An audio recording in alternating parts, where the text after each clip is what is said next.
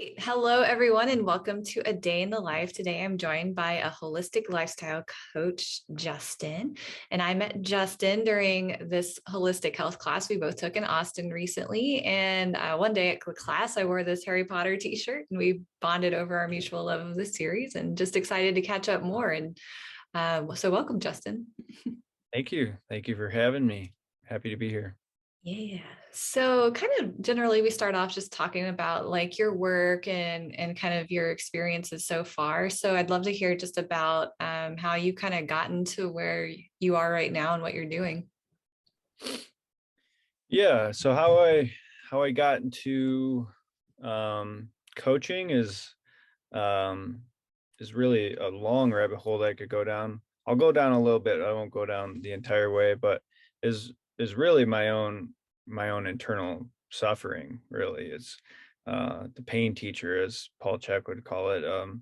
Mine came in the form of anxiety and a lot of panic attacks and um, just a really difficult time of mental and physical, mental health just isn't, it isn't just physical, but, or it isn't just mental, but you're really feeling just the draining and challenge of suffering with a lot of anxiety and panic attacks. And so I went to a traditional doctor and they asked me, pretty much a few questions that were, I don't even remember them.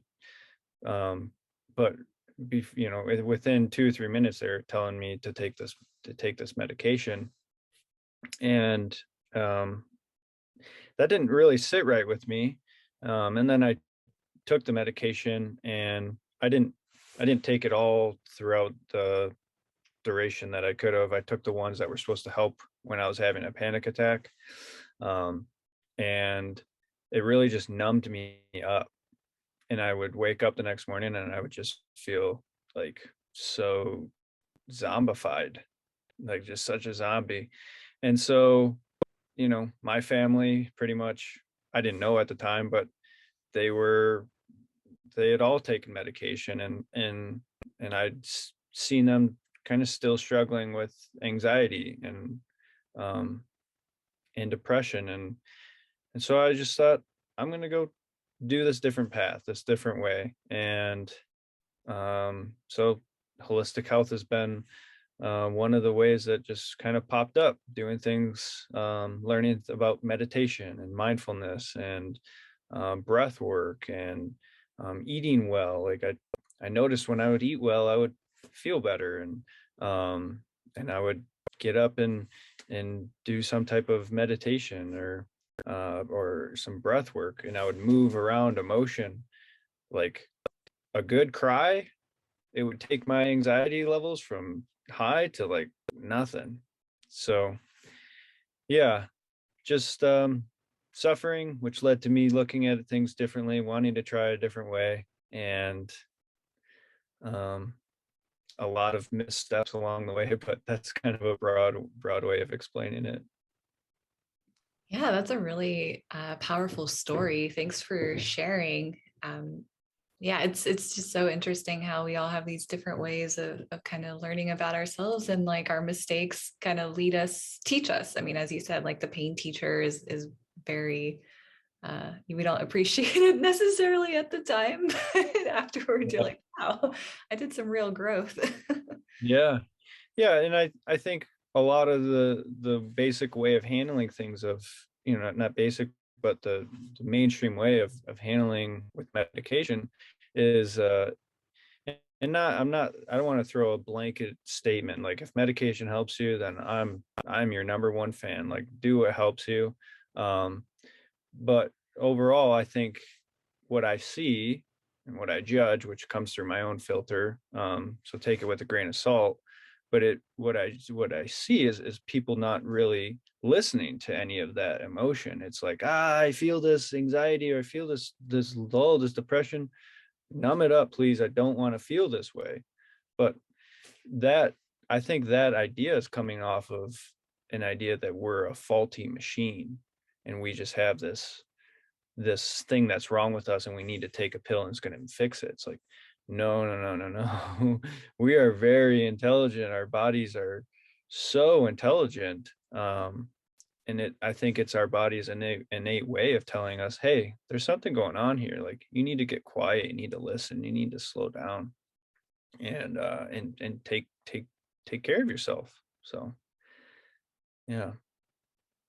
Yeah, for sure.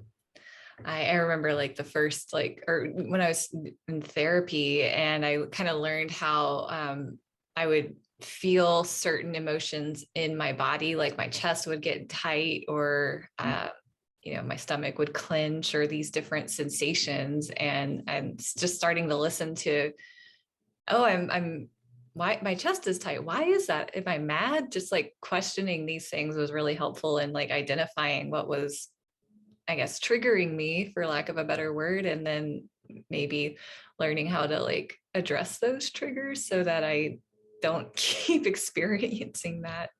Right. Yeah. But if you kind of numb off those experiences, you get numb to your own body. You don't get to have that communication. Oh, I'm triggered. Oh, I feel it right here. What is that sensation right here in your chest? Explore it, express it. So Mhm. that's cool that you're able to have that experience. Yeah, I mean, there's also, I think, sometimes when you just can't explore it, you've got to just the time. It's like I heard this analogy, like peeling back the petals of the rose, like one at a time. Like you kind of have to, or like peeling back the onion, like Shrek. Like Yeah. people have layers. You kind of got to address what you can first before diving into the more intense things. So I think it's also just important to remember, like, go at your own pace. Oh, for sure. Yeah, I just was with a client before we got on here, and she was saying that she had we were typing up a list of her fears, um or not her fears, but what is causing her stress in her life, like just objectively getting it on a screen. And and I checked in with her like 2 or 3 times while she was doing that. Hey, how does this feel to put this out there, to write this? And when we were almost done with the list, she was like, I don't know if I feel like I just need to cry or I need to scream. I had like this tight chest knot in my chest right here. And so I'm a fan of just kind of following whatever comes up. So I said, well, what if could you scream? Like, could you do that right now? And she's like, well, no, there's thin walls and I have neighbors. And I'm like, okay, well, could you grab a pillow? I was like, and give it a scream. And she's like, yeah. And she went to try, and she was like, I can't do it. And I'm like, okay. I'm like, could you do 20% of the scream that you think that you have in there? And she's like, yeah, I think I could do that. So she did 20. And then we went up, and I grabbed one too because I didn't want her to feel alone. And we expressed a scream. We've all got a yell in there from something we didn't say, something that ticked us off, some stress, and we got up to 100%. And then I checked in with her after, and she's like, I feel like that knot is just dissipated, and I feel like I've just really a lot, like my whole demeanor has just calmed right down. And I did too. I didn't even know I had a little bit of stress going on, but we did it after. I was like, oh, okay, yeah, that feels nice. Oh, that's cool. I like that story. That's a really good strategy too. I'll have to note that one. Yeah, just taking bites, starting at 20%, and then could we go up to 30? Could we go up to 40? And then I was like, could we go up to 60? And then she's like, I could go up to 90. And we did 100, and it was fun, but it was cool. That is cool. So one thing I'm like really curious about is what were you doing before you got into coaching? So I went to school. I went to Western Michigan University, where I studied psychology and holistic health. That was my minor. And um, while I was doing that, I started my own, or I worked for a company called Young Entrepreneurs Across America, and they helped me run my first ever painting business. And so that was like my intro into running my own business. And I had my own painting crew, and we had a great summer. It was awesome. Knocked on a bunch of doors and got told to get off of people's yard and go away. And I just, and then I just kind of worked on my own painting through the rest of college, and did some flooring and some tile. And so I was kind of like my own one man crew. And um, while the whole world was going crazy with COVID, I just would just go paint and chill out for a bit. Um, and so yeah, it was while I was going to school, I was painting, and then I got out of school in December of 2020, so not almost a year ago, and then started doing the Czech, studying more and more of Czech as I was finishing up college. And then once I got out, and yeah, the year of 2021 has been really diving into holistic health, and starting the business, taking on clients, and just putting myself out there. So a little different than painting, that's for sure. Yeah, I can imagine so. For, I guess, those people who haven't heard of the Czech Institute, which we were both studying at, could you kind of explain that a little and what drew you to it? Yeah, so the Czech Institute is a holistic health training institute worldwide. They train people in um, holistic lifestyle coaching, which is what you and I did, where it's really taking a look at people's, taking a look at uh, taking somebody through questionnaires and having them understand what their lifestyle is like, what their overall stress, physiological stress is, and and then just curating a plan to understand what it is somebody wants to do, with their life, with their health, and then taking that feedback that you got from something like a questionnaire and integrating that into a plan to then um, help somebody get, achieve their goals, achieve the better health that they're wanting.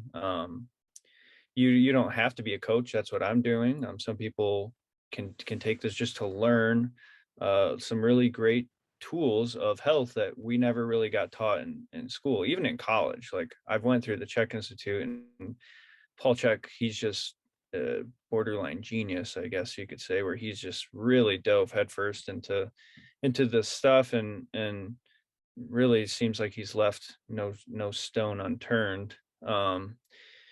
And so I've gained a lot of insight into his training, that's just nice to know about life. Just makes me feel better when I practice them.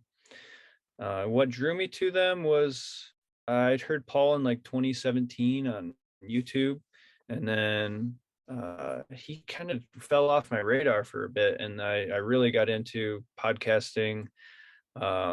Came across Aubrey Marcus and Kyle Kingsbury and that sort of uh, area of the interwebs, and Paul Chek kept coming up. I'm like, and then he just started, speaking and saying things in such a way. I was like, wow, yeah, this guy, he gets it, he understands, and he embodies it too, which is something you don't.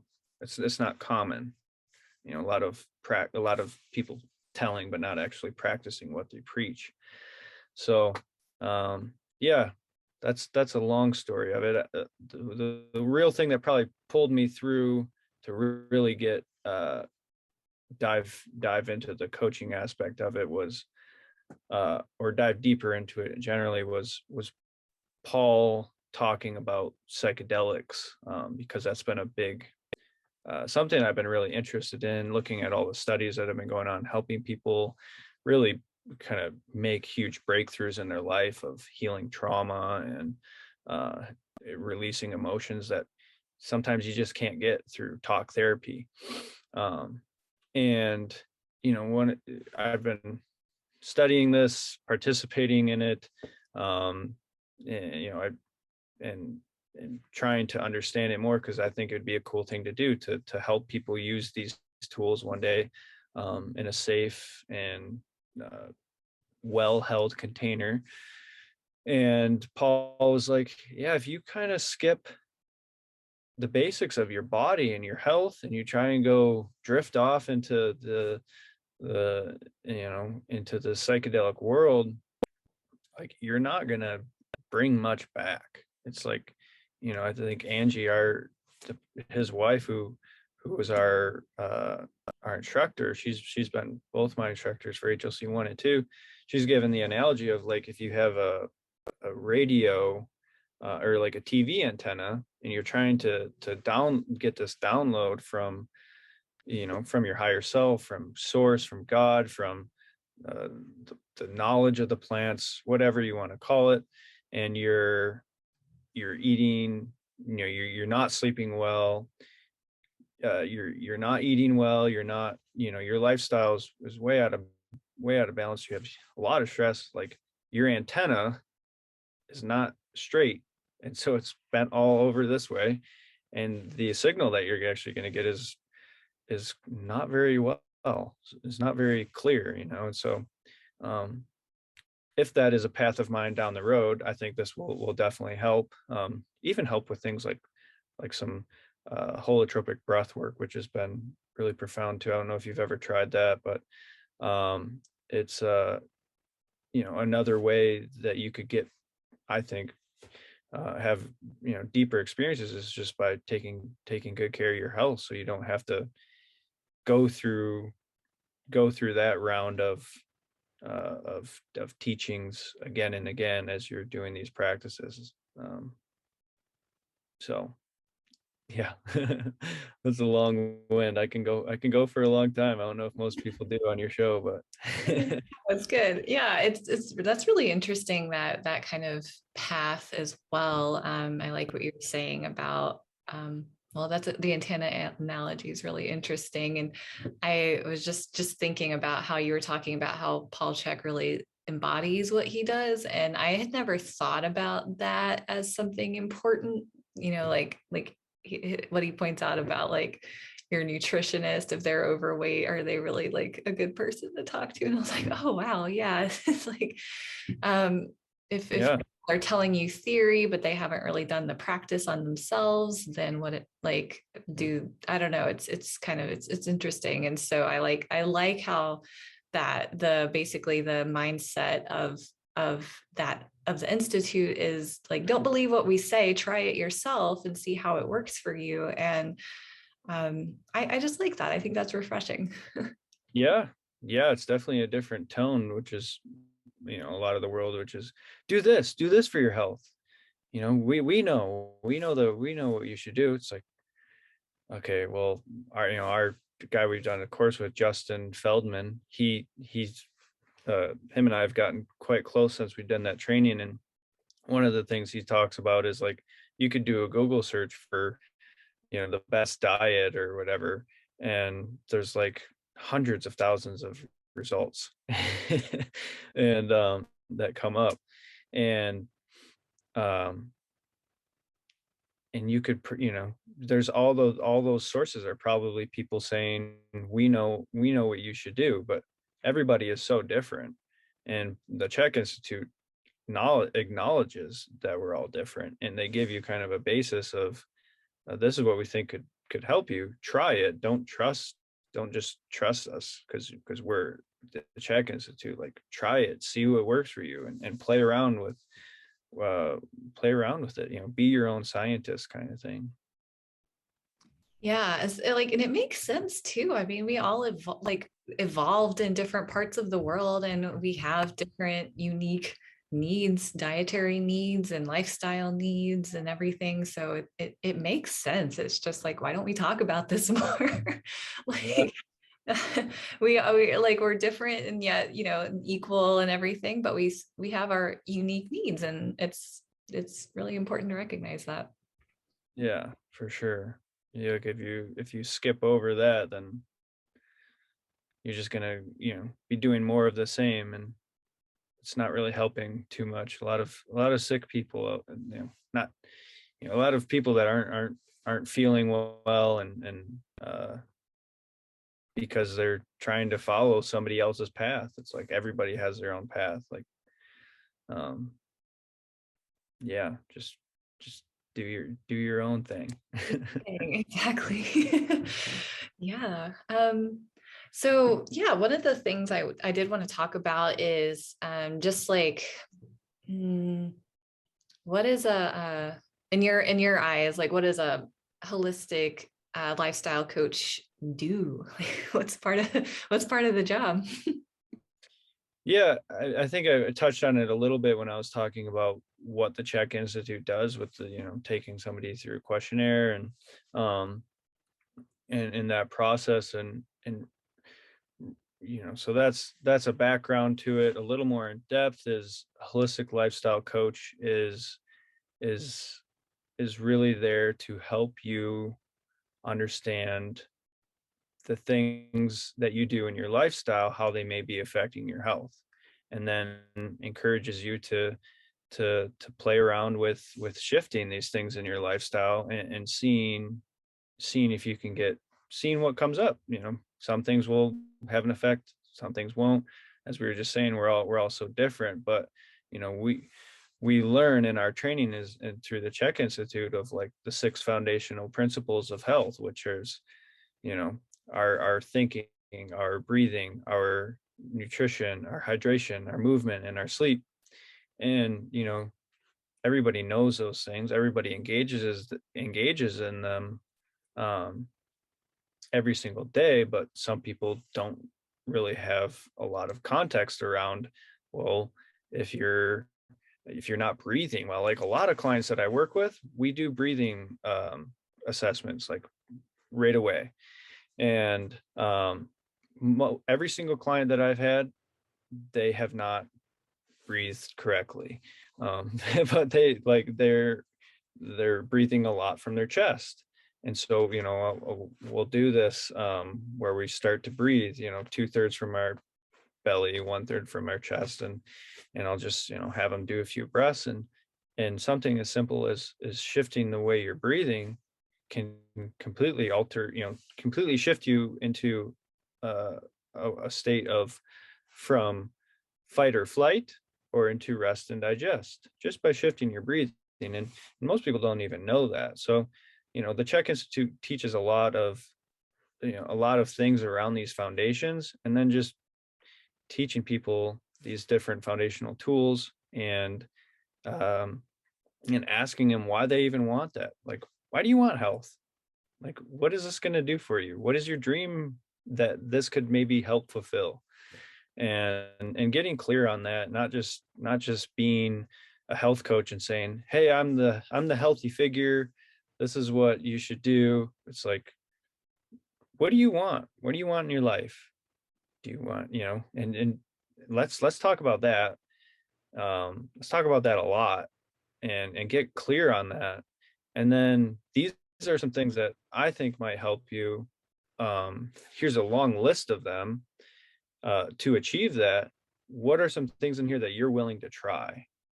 And having a relationship with somebody that is they're telling, or they're picking what it is that they want to do too. It's like, I'm not it's a complete shift away from being an exercise, like a lot of you go to Planet Fitness, and there's these people that work at and offer these exercise programs, but most often, like, they're not taking the inventory that we're taking as holistic lifestyle coaches, where you're actually seeing how much stress a person is under, because you might be working somebody out, but they're already on E.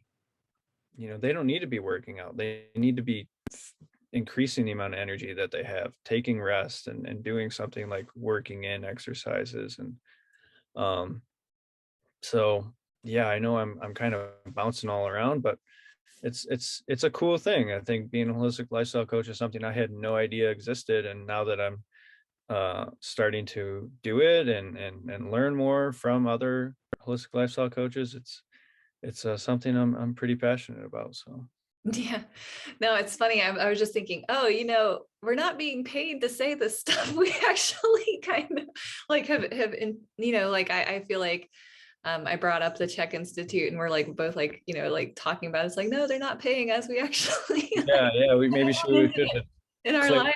that before, so people are like, what are we listening to? A Czech Institute sponsored podcast? Yeah, yeah, no, we just like, I don't know. I think we both have had really profound experiences, like just implementing these practices.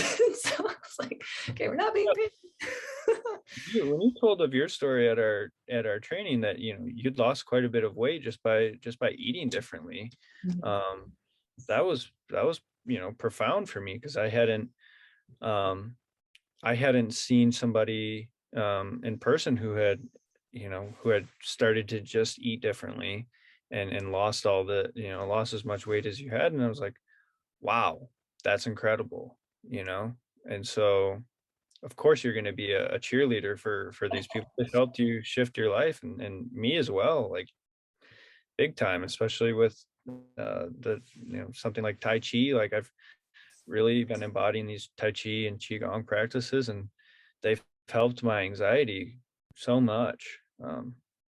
So Yeah. I'm a Yeah, I mean, I didn't even set out to lose weight. I was just like trying to get healthy and like try to eat better and everything. And it was just kind of an added bonus. Um, yeah. I kind of honestly was like, oh, I can't lose weight. Like I was trying all these things, like working out and changing my diet. I tried a lot of different things, but then just cleaning up, eating real food, and was pretty powerful. Yeah, it's weird how you give your body real food, it turns off its fight or flight response, and it's like, okay, we can drop some of this extra body weight that we're holding on in preparation for a famine.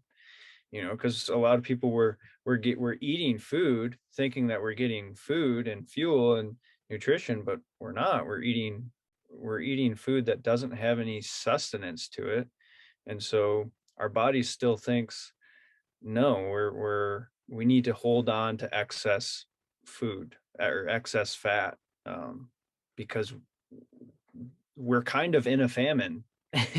We're not actually getting what we need. So you start to give your body food, it gives it a nice, ah, okay, we can let go a little bit here. Right. Yeah. So one thing I was curious about with your coaching is if you have like or if you've kind of gotten there yet, or if you're thinking about it, like having a particular niche that you focus on for your clients. Like a group of clients that I target, or Yeah, like do you target a certain demographic or a certain like health condition or anything? yeah, it's a good question. And to preface, I haven't been coaching for all that long. I think uh, I started in August, so I haven't really say found the niche. What I have found and is that I've done a lot of work with men and um, excuse me, men that I am doing men's support group work with. So I'm involved in a group called the Mankind Project, and we do men's work. We can go into that a little bit later, but so a lot of my clients are just men that I'm in a circle with. We're sharing vulnerably about our lives, and people are, I'm just hearing somebody, a couple of the people that I'm close with, and hearing them, and they're just sharing, they want to make a change, and they want support, and I've really just put myself out there, and it's like, hey, if change is hard, you don't have to do it by yourself. This is what I do as a living. I could help you. And it's been really good because in that work, what we do is like I said, we share very vulnerably. We get really real, and we talk about our fears. We talk about our insecurities. We talk about um, our emotions and what's real for us in our life. And so, I know that that's probably something that not a lot of coaches get to right away with their clients. And so for me to, you know, kind of already tap into this with these clients has been, right away has been really, it's worked really well. We've seen a lot of good results. Um, because of, that being a big part of it, I think. That's really interesting. Like hearing about men getting together and being vulnerable. Like I know that I've had some really wonderful experiences with women's groups. And so I think it's great that men have something similar or in their own kind of way. Like I'd love if we can talk about more about that if you want to right now. Yeah, I'd love to. I don't know too many women that have actually been to women's support groups. So what is that? I'm curious what's that looked like for you. How's your experience been? And then I'll share.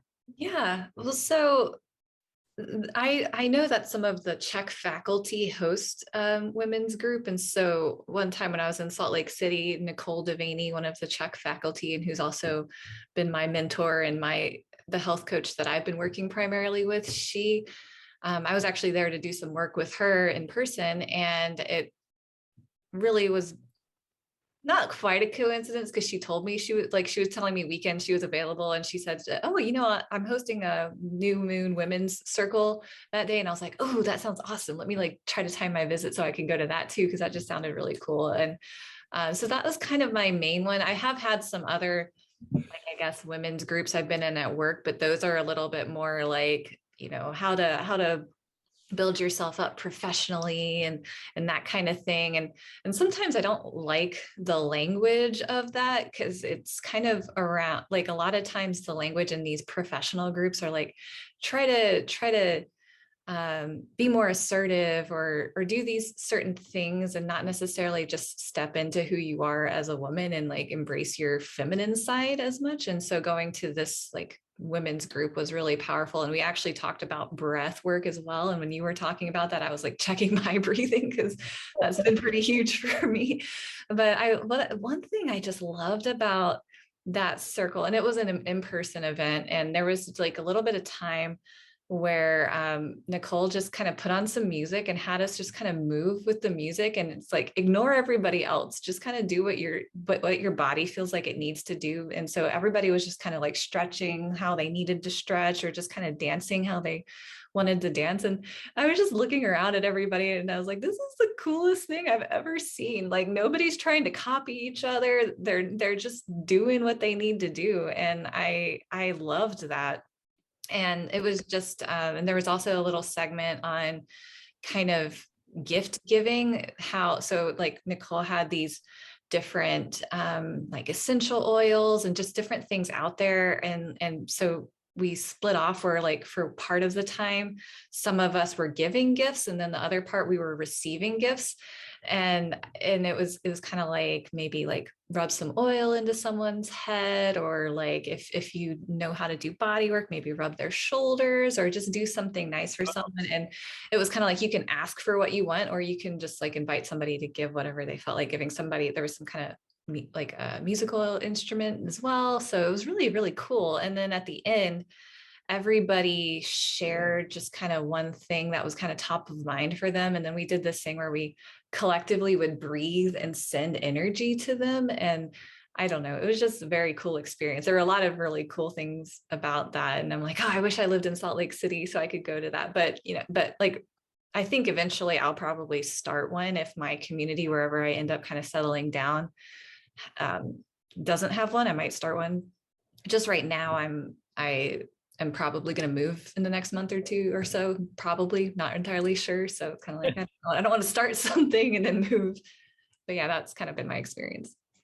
Yeah, that's awesome. Like I said, I don't hear too many women who do those, and I've been a part of men's work for 3 years. So, um, you'd think I would run into more women who have done that, but it's strangely scarce. So I'm happy to hear that that you've found that, and uh, you found it useful, and that um, you're inspired to do more of it and possibly start one yourself. Like that's super cool. You could do it online, to create some type of group. In person is in my experience, way more valuable. But I actually do. Um, I'm I'm basically like the main organizer of a young men's group. Like men that are 35 and under, that are part of the overall organization that I'm part of, which is called Mankind Project. And we meet up online every other Thursday, and just we have a structure to the meetings because we follow the structure to that the Mankind Project kind of follows. But sometimes we don't ever, sometimes we don't follow that. So you could create something online in your time of not knowing, or you could settle into a new place. And I'm pretty sure there's quite a few women's organizations. One I think is called like Women Within, and it's kind of similar organization that the Mankind Project is. Like they have different chapters in different cities. Like so the Mankind Project is a worldwide men's organization, and like I first found out about it when I was in or the first group I ever went to was in Kalamazoo. But like I'm here in Sedona, Arizona in my van, and I just looked up online, and like there's a group right here, and like I went and sat with them last Thursday. I'm going to again this Thursday. And it's really cool where you can just kind of plug in where you're at and then go find people that are good people, and they're they're not gonna like, you know they're gonna be real with you, in your interaction. And um yeah, it's pretty unique. And a lot of a lot of times when I bring people to meetings, they're like, I had no idea anything like this existed, which I'm sure you probably had no idea anything like that existed too before you went. Yeah, yeah, definitely. It was pretty incredible. So that's cool. I'll definitely look those up. Um, Yeah, yeah, women within, I believe it's called. Yeah, I'm not too sure. I don't know anybody who's done it, but I have looked into it a bit because I've shared a lot about my experience with Mankind Project. Um and I have a lot of friends that are women, and they've expressed an interest in it. And um I don't know if any of them have looked into it, so but I think it is out there. But I could talk a little bit more about Mankind Project if I know I've asked you questions. So yeah, sure, if you want to. I did want to try to get to your like van life stuff too. yeah, I'm doing a couple different things here, aren't I? But I'll make it brief, just because it is such an important part of my life, which is so yeah, Mankind Project. It's an international organization. It's not the only type of men's group. There's many other out there.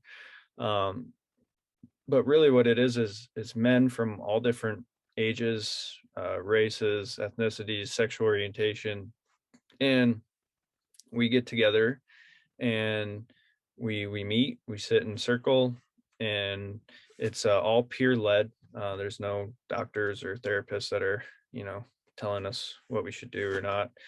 But there is a lot of men that go through different trainings, and there's and learn the tools, because we actually do, um, throughout the meetings we do uh, different practices that are taken from different models of psychotherapy, and really help men get in tune with their authentic emotions, what they're actually feeling, um, and learning how they can express them, they can voice them, they can just feel them, and learn about things like integrity and accountability and responsibility, and um, and projection. Like we have different processes that help men take really more responsibility for their selves, their emotions, and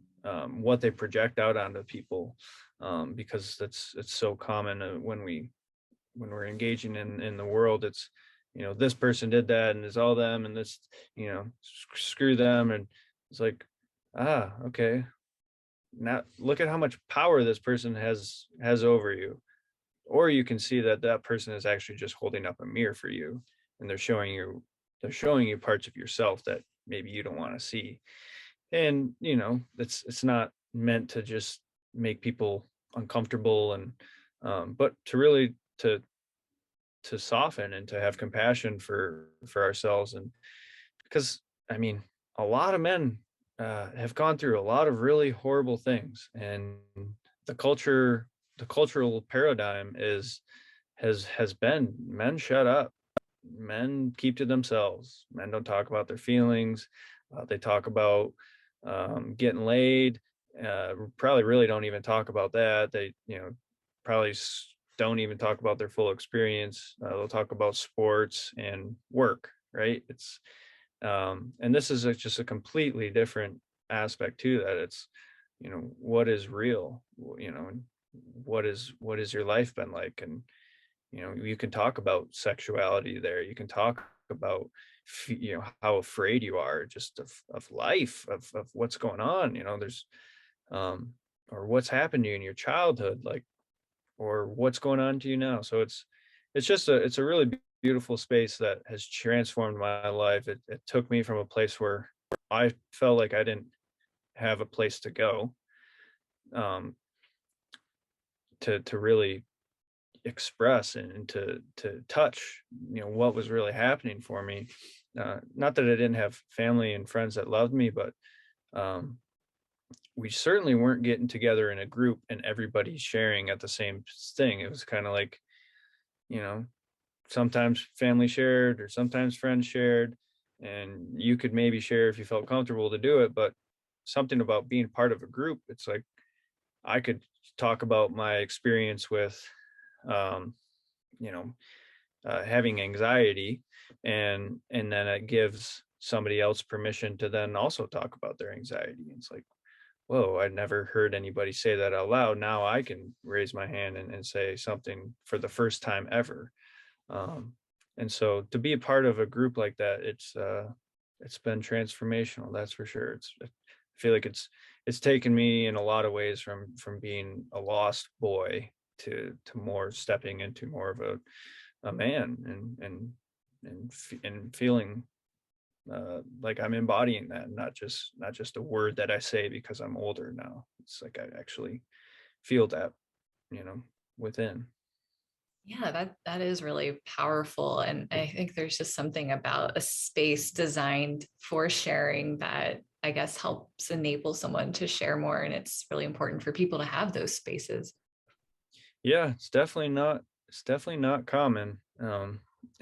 I tend not to just leave it at the group, and I kind of share a lot about my life with people, and maybe not on the interwebs as of yet, but just in, you know, day-to-day conversation with people. And you know, people would just tell me things that they've never told anybody, just because I'm kind of creating that space of safety and vulnerability. You know, I'm being vulnerable with something, telling them something I'm actually really, that's real to me at the moment.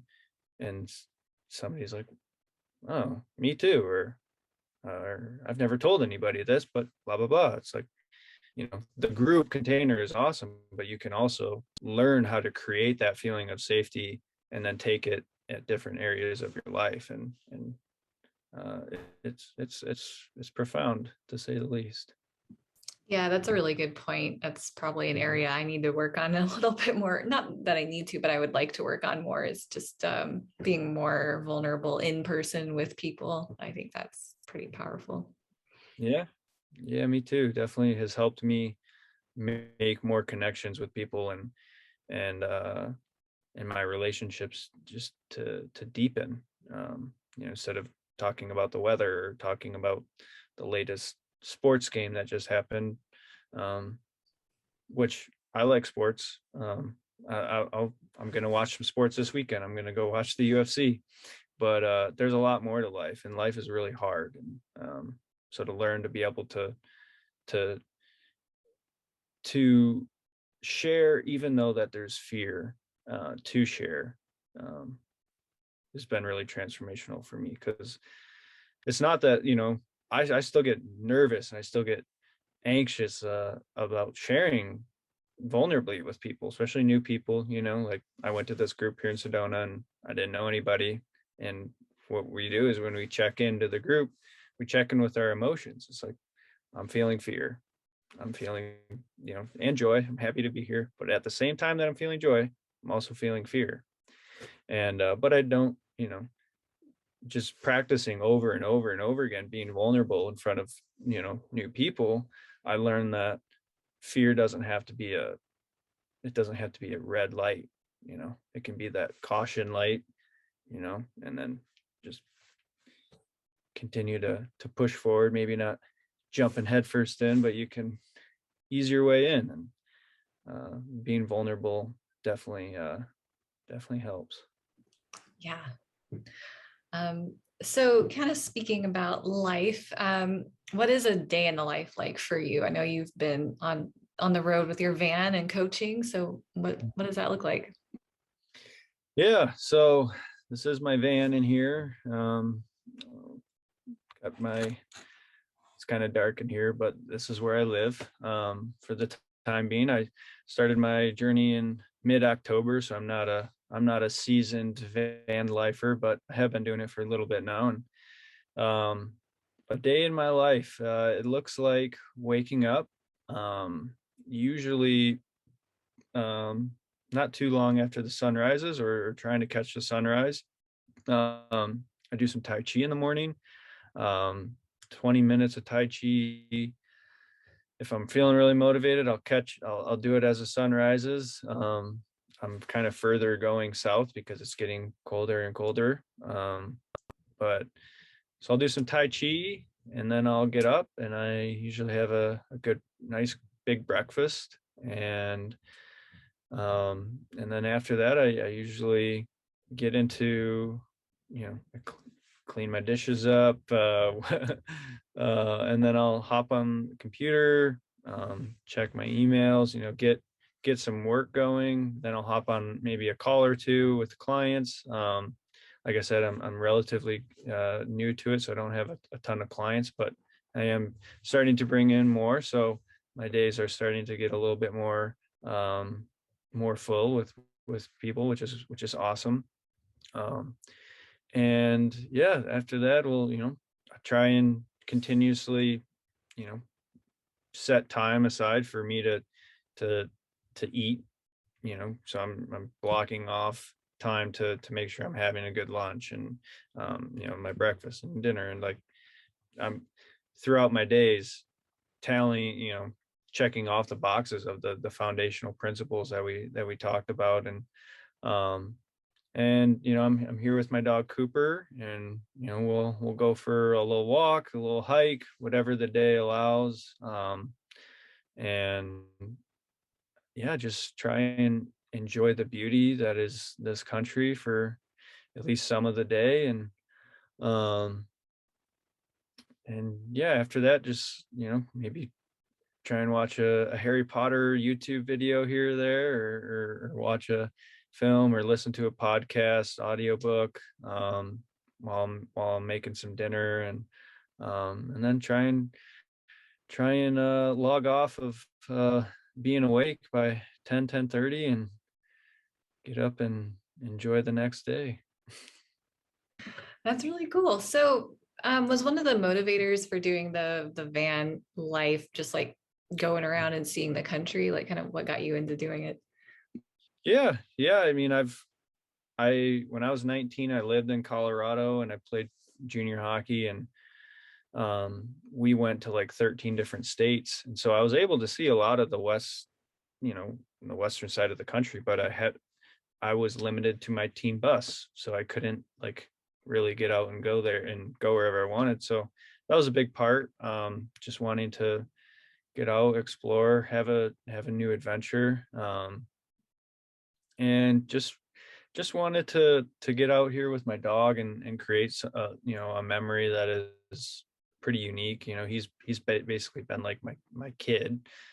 He's 5 years old, and so um I know for the last few years we've been stuck inside college apartments, and we would go to dog parks and stuff, but he's just having a good old time, just being able to run around everywhere. He runs around a little too much. He steps in a lot of cactuses out here in Arizona. But um Yeah, and I really just wanted to go have this journey just by myself too. Like, um, I'd gotten out of a relationship, uh, beginning of the summer, and it was a great relationship. And before, I kind of wanted before I dive into another relationship in any way, I kind of wanted to just go have this journey of just with myself, and see what that'd be like. I know over the years, as I've you know gotten older, I've slowly become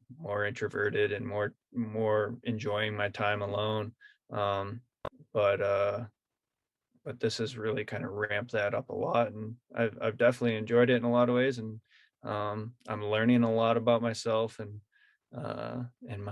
my habits and my tendencies. And um, yeah, so that's those are some reasons why I've decided to live out of a van. It's actually quite simple too. Like, I don't have a lot of room and I don't have a lot of things, so it's just kind of simplifying life up a bit, which is nice. Yeah. So where have you been so far? So where I met you was my first stop in Austin, Texas. Stopped in a few Walmarts and truck stops on the way there, but that was just to get down there. And then I went to from Austin. I spent about 2 weeks in Austin, um, and then I went to southern Colorado, near San Luis Valley, which actually that's where I was. The Have you ever heard of Great Sand Dunes National Park? That area? No? Not familiar. Yeah, so that's wild. I was just listening to a podcast and heard about it like a day before I went there, and there's just this huge sand dune right in front of the Rocky Mountains, like 14,000-foot Rocky Mountains, and it's like the Saharan Desert just right there. So we hung out there for about 4 or 5 days, and checked out this other really small town called Crestone, Colorado. It's kind of very similar to Sedona. It's got its own kind of vibe to it, I guess. And that was really interesting, and cool. It's beautiful there. And then we went to Fort Collins, spent about 2 weeks there. Met with some family that I lived with when I was 19, like I mentioned, and then just hung out with our friend Justin, and another friend of mine, Lily, that I knew from Michigan, and did some work on the business, explored Fort Collins more, and just had some fun. Me and Justin, we actually he put on his first men's retreat, and I helped him run it, and that was pretty cool. I was able to kind of step into the shoes that I'd uh, been stepping into for 3 years with the men's work, and help him do that. And that was really cool. And then after Fort Collins, we started to realize that 19 degrees at night without a heater in here was kind of cold. So we started coming south and went to Utah for a few days, checked out a few national parks there, and Moab. And then for the last week, it'll be 2 weeks. I'll have been in Sedona in 2 weeks on Thursday. So we've liked it here a lot. It's nice and warm, and very beautiful. So Nice and warm, but you're still like in a jacket and a hat. yeah, today's the outlier. Like, I haven't been in a jacket at all, besides in like the first hour in the last, once the sun goes down. But it's been overcast all day, which is literally the first time I've even like seen like clouds. It's been so beautiful here. But yeah, Wow. today's a little different. Well, that's cool. Do you have plans on where you want to go next, or are you just kind of playing it by ear? Yeah, kind of playing it by ear. I promised my family that I would come home for Christmas, and so we're figuring that out. I'm either going to try and, I've got a couple different options on how I'm going to get home, and if I'm going to drive all the way or not. So still making decisions based on that. Yeah, that makes sense. Mhm. Um, well, it's been really great having you on the show. A lot of great topics that we covered, and yeah, just thanks for coming on. Yeah, I had a great time. Thanks for bringing me on here, and I'm excited to be uh yeah, friends with you and watching your journey on unravel, and you stepping into new roles. It's really cool. Yeah, for sure. It's definitely cool to like kind of be able to see how people are journeying and where they're going and everything. Yeah, and how these teachings that we both had are expanding our lives in different ways. It's definitely pretty cool. Thanks for watching. Be sure to like and subscribe so you don't miss a single show. Interested in being on the show? Know someone that might be a good fit? Use the nomination form in the description.